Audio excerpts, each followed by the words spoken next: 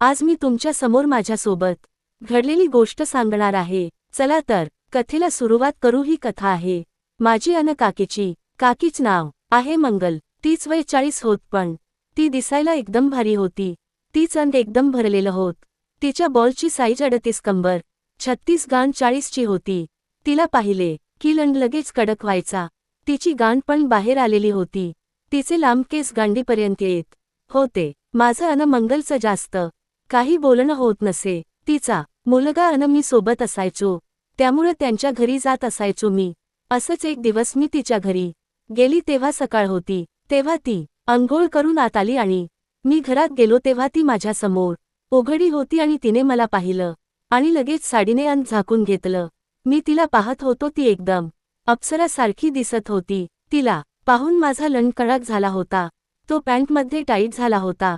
मी त्याला नीट करत होतो तेव्हा ती त्याच्या कड पाहत होती आणि ती थोडी हसली अन मला म्हणाली की काय काम आहे. मी म्हणालो की मी कार्तिक कड आलो होतो. कार्तिक तिच्या मुलाचं नाव होत. तर ती म्हणाली की तो गावात गेला आहे. मग मी घरी आलो. तिला आठवून मुठं मारू लागलो. मला काही पण करून तिला जवायचे होते.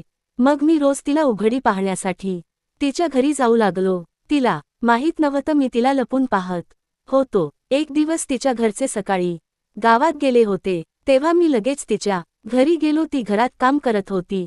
ती वाकली आणि तिची गांड मस्त दिसत होती. असं वाटत होत की लगेच जाऊन मागून लंड टाकून तिला झवा. विचार करत होतो तेव्हा माझा लंड उठला आणि पॅन्टमध्ये टाईट झाला. 3 काम आवरल आणि ती अंघोळीला जात होती. ती बाथरूम मध्ये गेली आणि 3 साडी काढली. नंतर झंपर काढल, मग परकर पण काढला. आत्ता तिला पाहून मला सहन होत नव्हतं. मग ती अंघोळीला बसली आणि अंगावर पाणी टाकलं. ती तर एकदम सेक्सी दिसत होती. ती चमकू लागल. मी तिला पाहत होतो. मग तीन तिची ब्रा काढली आणि थानाला चोळू लागली. तिच्या हातात बसत नव्हते, इतके मोठे होते. मग ती हात खाली करून पुच्छीच्या टोकापर्यंत आला आणि 3 निका काढली आणि तिच्या पुच्छीचे दर्शन झाले. ती तिचे बॉल दाबत पुच्छीत बोट घालत होती.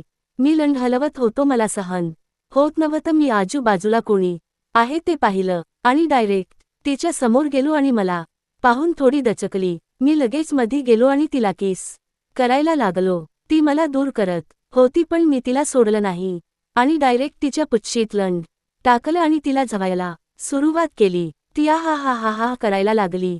ती पण आत्ता गरम होत होती. ती पण मला साथ देत होती. मी तिला जोरजोरात झवत होतो, किस करत होतो, झवत होतो.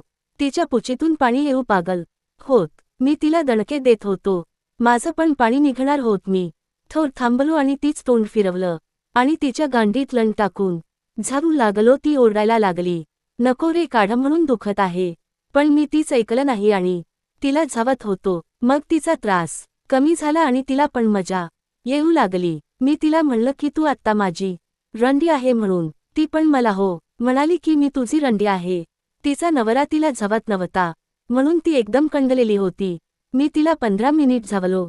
मग माझे पाणी निघणार होत तर ती मला म्हणाली की आत सोड. मी आतमध्ये पाणी सोडलं. मग आम्ही दोघं शांत झालो. मी तिच्या काड पाहिलं तेव्हा ती एकदम खुश होती. तिला लई दिवसानंतरच सुख मिळालं होत.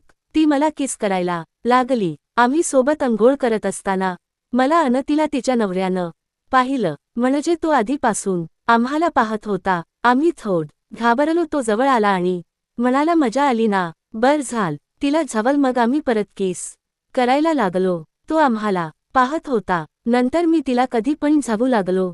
तो काही म्हणत नव्हता. ती घरात पूर्ण उघडी फिरत होती. एक दिवस ती म्हणाली की तिला पिरियड आले नाही. ती प्रेग्नंट झाली होती. ती म्हणाली की हे बाळ तिला हवं आहे. नंतर तीन एका मुलाला जन्म दिला.